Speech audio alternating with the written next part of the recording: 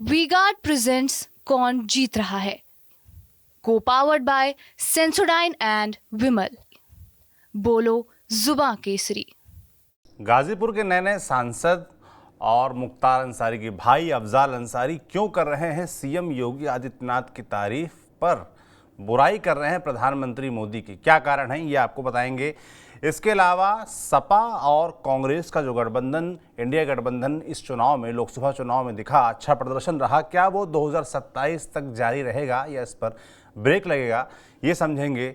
इसके साथ ही यूपी में खराब प्रदर्शन के बाद यूपी के तमाम बीजेपी के बड़े नेता दिल्ली पहुंचे थे, प्रदेश अध्यक्ष, संगठन मंत्री, मुख्यमंत्री। इसके बाद क्या हुआ, क्या कुछ बैठक हुई, क्या कुछ तय हुआ, क्या यूपी में बीजेपी का प्रदेश अध्यक्ष बदलने वाला है, कौन लोग दावेदार हो सकते हैं, इस पर चर्चा करेंगे। और सभी विषयों पर चर्चा करने के लिए हमारे साथ जुड़ेंगे हमारे वरिष्ठ साथी पंकज झा जी। पंकज जी, बहुत स्वागत है आपका। नमस्कार भाई। आज ये समझ नहीं आया कि अफजाल अंसारी, जिनके लिए मतलब जिनकी सीएम योगी आदित्यनाथ से उनकी जो एक रंजिश है, खुन्नस है, वो लंबे समय से चली आ रही है और सबको पता है, तमाम कारण है उसके पीछे के, पर आज वो सुर बदले बदले नजर आए उनके। आज मुख्यमंत्री योगी आदित्यनाथ की वो तारीफ कर रहे हैं, कह रहे हैं उन्होंने बचा लिया यूपी में, और प्रधानमंत्री मोदी की बनारस की जो सीट है वो तक बता रहे हैं फंसी हुई थी और योगी ने वहां भी बचा लिया, वरना प्रधानमंत्री चुनाव हार जाते। इस तरह की बातें कर रहे हैं। आखिर चल क्या रहा है? देखिए, बड़ा दिलचस्प है उनका बयान। उस बयान को अगर सुने और समझे तो कई तरह के मायने निकाले जा सकते हैं। और अभी यूपी की राजनीति में सबसे ज्यादा अगर चर्चा हो रही है तो अफजाल अंसारी के इसी बयान की। जी। और जिस बयान को लेके वो विवादों में भी हैं, और ये बयान उनका गाजीपुर में दिया हुआ है, जिसमें उन्होंने कहा है कि भाई मोदी जी का तिलिस्म टूट गया है लेकिन योगी जी का जादू चल गया। मतलब यूपी में जो चुनाव हुआ है उसमें मोदी तो अपने घर में यानी बनारस में ही घिर गए थे, जैसा उनके जी। बयान के मतलब को निकाले। इस बयान को लेकर बड़ी चर्चा हो रही। पहले तो ये जान लें कि ये बयान कब का है, क्या है, नहीं है। ये जो मुख्तार अंसारी का 40वां हुआ था, जिसमें उनके बड़े बेटे अब्बास अंसारी को भी पैरोल मिली थी, उसी दरमियान जब वो 40वां खत्म करके अपने घर की तरफ लौटे थे तो पत्रकारों ने उनसे कहा कि भाई बात करनी है बहुत सारी बातों पे। जैसा अफजाल अंसारी से मैंने इस मामले में खुद बात की, क्योंकि कई तरह की चीजें कही जा रही हैं सौरभ जी, कि कहीं जी। इस तरह के सिग्नल दे रहे हैं अफजाल अंसारी इस बयान से कि योगी जी थोड़ी रहम करो, जो होना था हो गया, बीती ताई बिसारिए, आगे की सुध ले।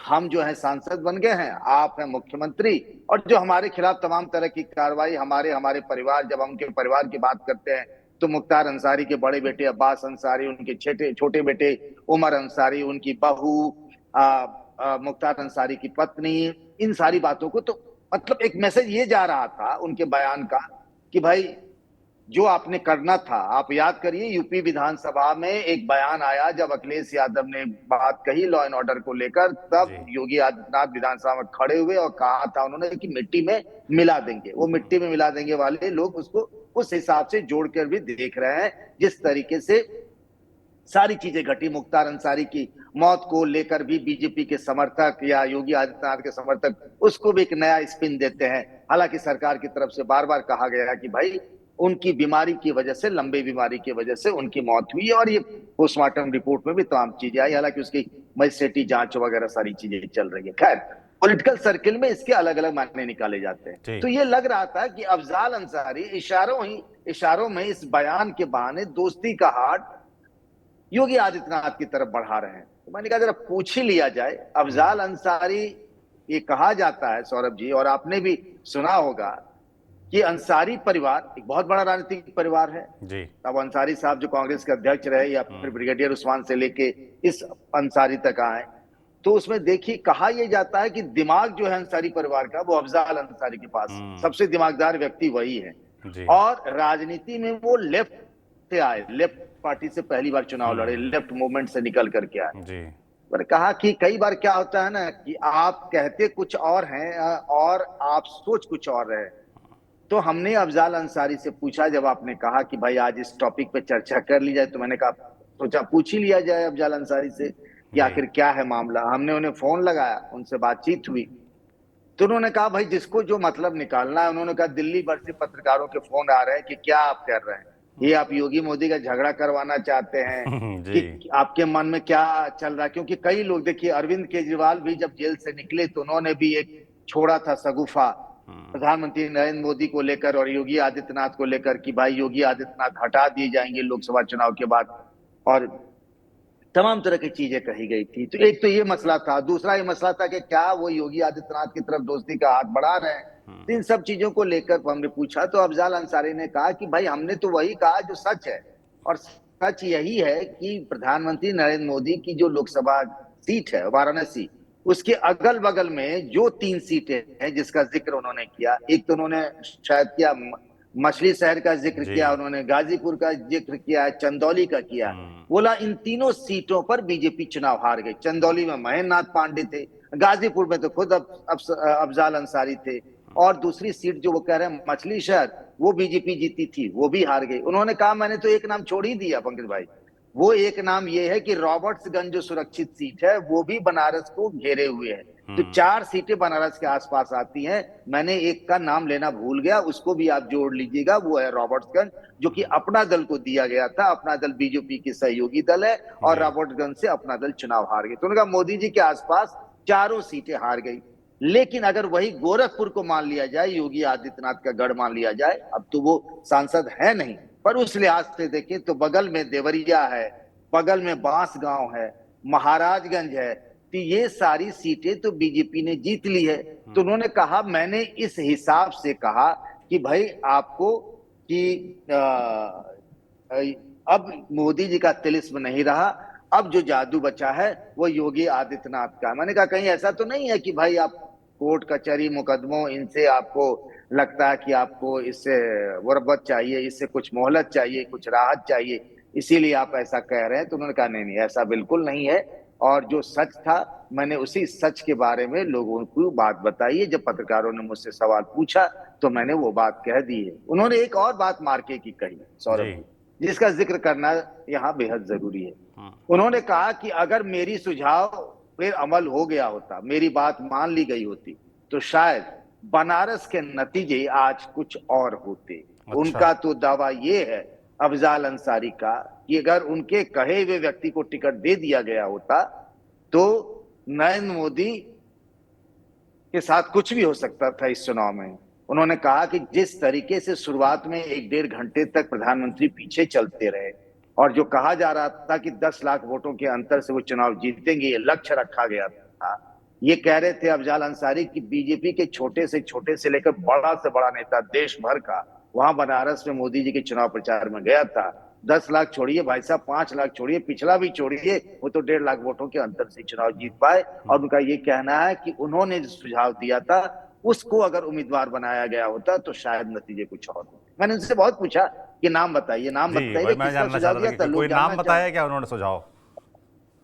वही मैं नाम बताना चाह रहा हूं आपको। फिर मैंने उनसे ये भी पूछा कि सुझाव आपने दिया था किसको, किसने आपकी बात नहीं मानी? बोले भाई साहब रहने दीजिए, बात का बवंडर हो जाएगा।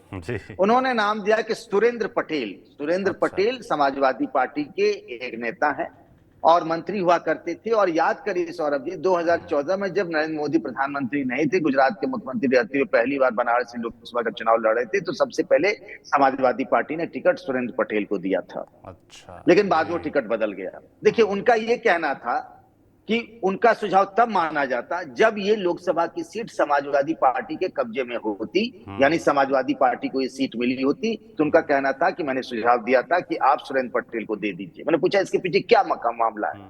उन्होंने कहा कि वहां पे करीब 4 लाख बनारस में कुर्मी बिरादरी के वोटर हैं, और इस बार का माहौल ऐसा था कि कुर्मी वोटर जो है वो बीजेपी के साथ नहीं था, वो इंडिया गठबंधन और खासतौर से समाजवादी पार्टी के साथ आ चुका था। जिस तरह से अखिलेश यादव ने कुर्मी समाज के 10 नेताओं को टिकट दिए थे, तो उन्होंने कहा था मैंने सुझाव दिया यहां से आप कुर्मी को लड़ाइए।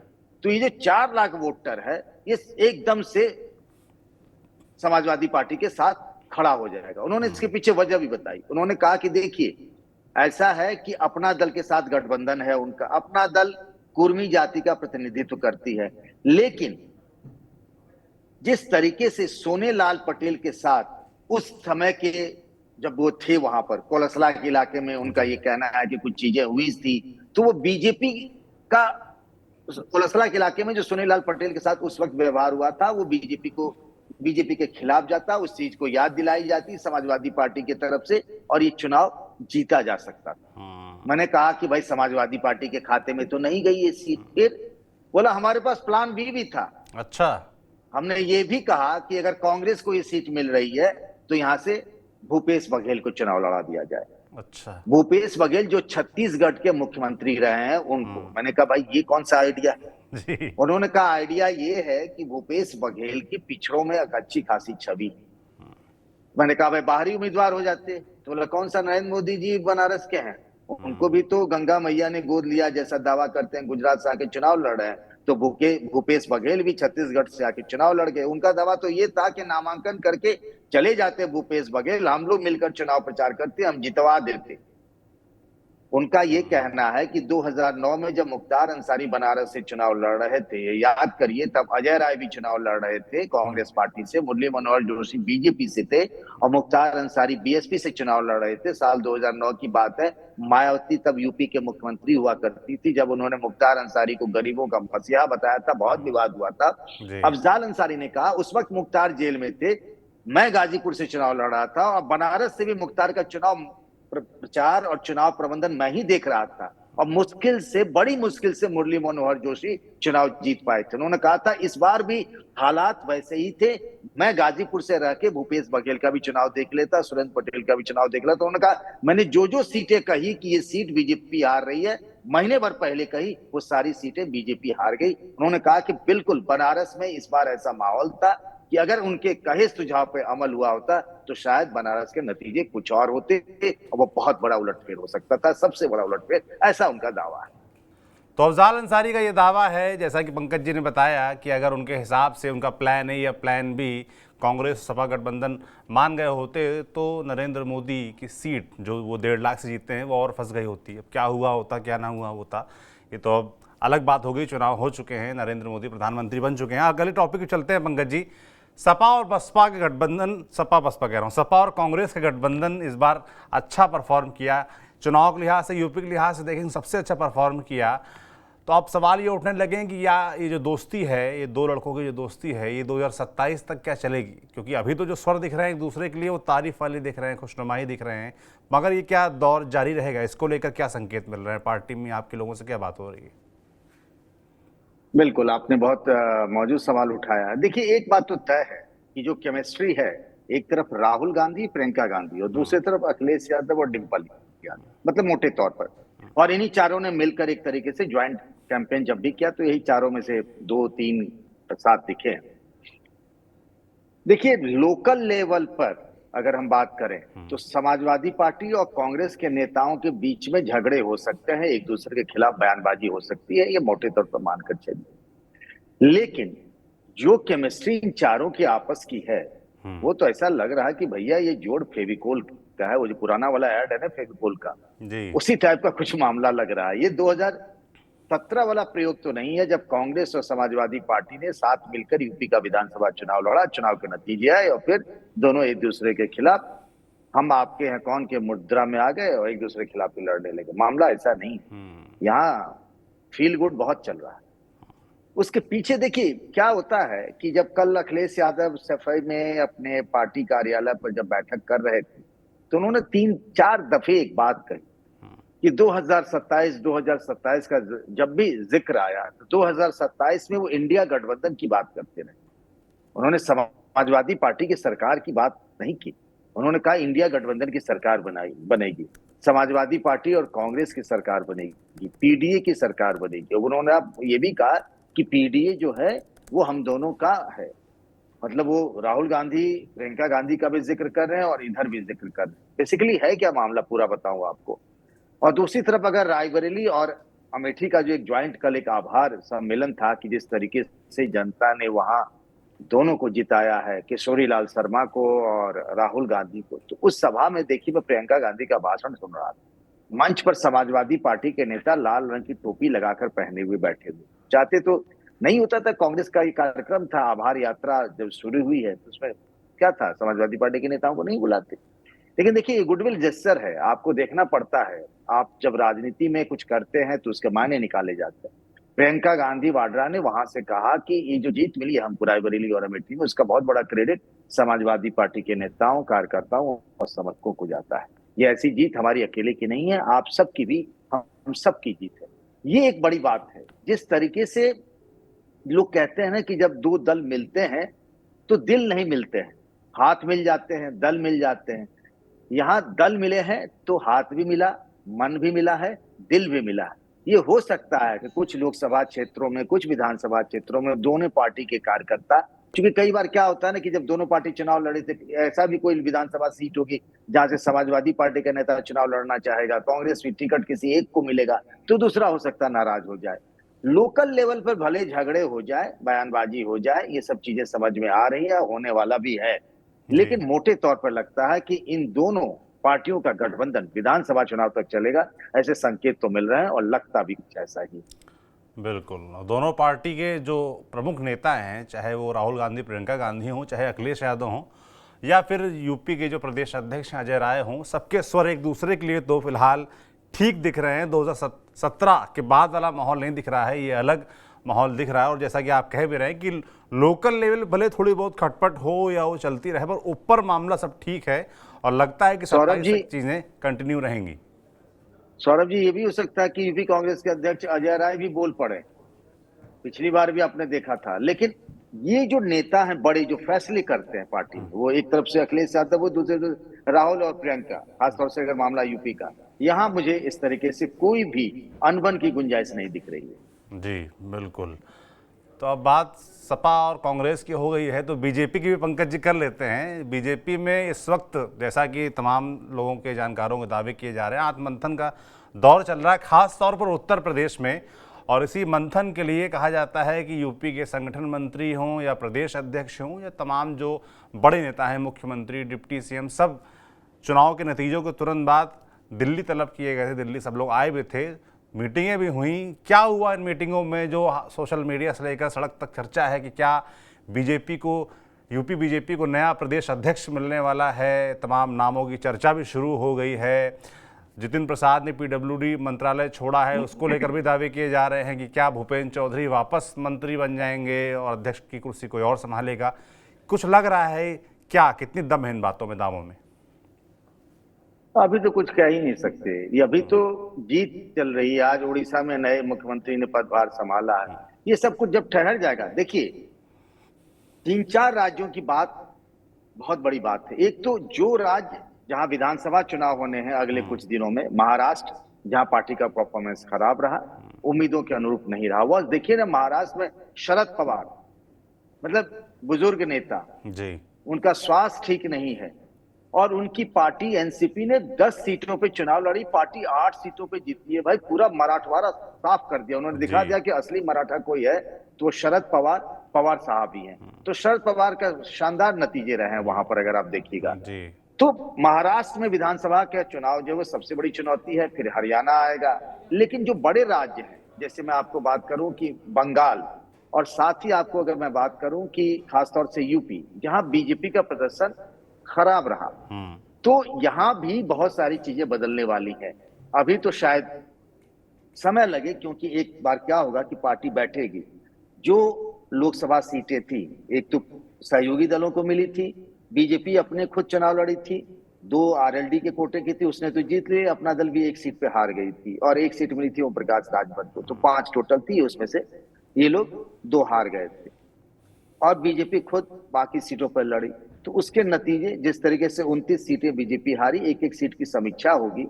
अभी तो बीच में ये भी खबर आ गई थी कि बीजेपी के प्रदेश अध्यक्ष भूपेंद्र चौधरी ने इस्तीफे की पेशकश कर दी। हमने खुद उनसे बात की, उन्होंने कहा भैया ऐसी कोई चर्चा ही नहीं है, मैं अभी किसी बड़े नेता से मिला ही नहीं है, तो किसी को प्रस्ताव दूंगा, पेशकश करूंगा तो वो भी किसको दूंगा। तो दिल्ली सब लोग गए थे, थोड़ी बहुत शुरुआती चर्चा हुई है।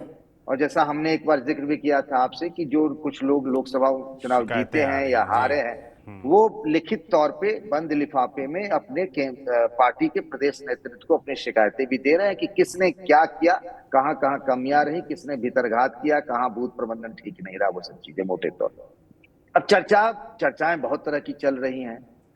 कि राष्ट्रीय स्तर पर जो पार्टी के अध्यक्ष चुने जाएंगे उनमें से भी यूपी के कुछ नेताओं का जिक्र होने लगा है। अब बीजेपी में भी प्रदेश अध्यक्ष बदले जाएंगे नहीं बदले जाएंगे, पार्टी को फैसला करना है। विधानसभा चुनाव तो अभी 3 साल बाद दूर है। भूपेंद्र चौधरी जो है उनकी बात हो रही है कि वह पार्टी का प्रदर्शन खराब रहा तो उन पर गाज गिर सकती है। वो पंचायती राज मंत्री भी रहे हैं, जाट बिरादरी के नेता है।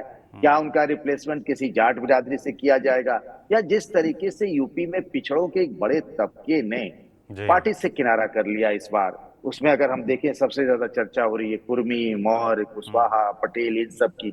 तो क्या इस बिरादरी से, तो इस बिरादरी में ढेर सारे नाम हैं, कई सारे जो नाम पहले केशव प्रसाद मौर्य की भी चर्चा होने लगी है, जो पहले भी मुझे याद है, हाँ पहले भी प्रदेश अध्यक्ष रह चुके हैं। मुझे याद है 17 में जब पार्टी पहली बार चुनाव जीती थी विधानसभा का, 2016 से 17, हाँ मुझे याद है उनका एक प्रेस कॉन्फ्रेंस हुआ था लखनऊ में बीजेपी ऑफिस में।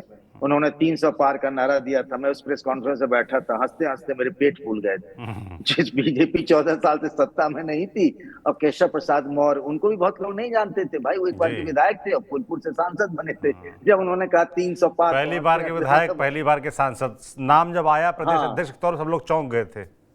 हालांकि बीजेपी में ये सरप्राइज एलिमेंट होता है। जब उन्होंने कहा 300 पार का नारा, तो इतनी जोर से मैं हंसा तो उन्होंने पूछा भी कि भाई हंस क्यों रहे हैं। तो मैंने बाद में कहा कि भाई आपने ऐसा कहा 300 पार, तो हंसने के अलावा दूसरा क्या कर सकता है। हालांकि मैं गलत साबित हुआ, बीजेपी 325 सीटें जीती। कई बार बीजेपी ने अपने प्रदर्शन से हम जैसे पत्रकारों को चौंकाया है, इसमें कोई दो राय नहीं है। वो भी कहानी तो केशव प्रसाद मौर्य की भी चर्चा हो सकती है। स्वतंत्र देव सिंह, आजकल स्वतंत्र देव सिंह, कई जगहों पर स्वतंत्र देव सिंह पटेल भी लिखने लगे हैं, क्योंकि उनके नाम से उनके बिरादरी का आभास एहसास नहीं होता है। तो उन्हें देखा कुछ होर्डिंग मैंने तो आजकल स्वतंत्र देव सिंह पटेल, क्योंकि ये बिरादरी वो है।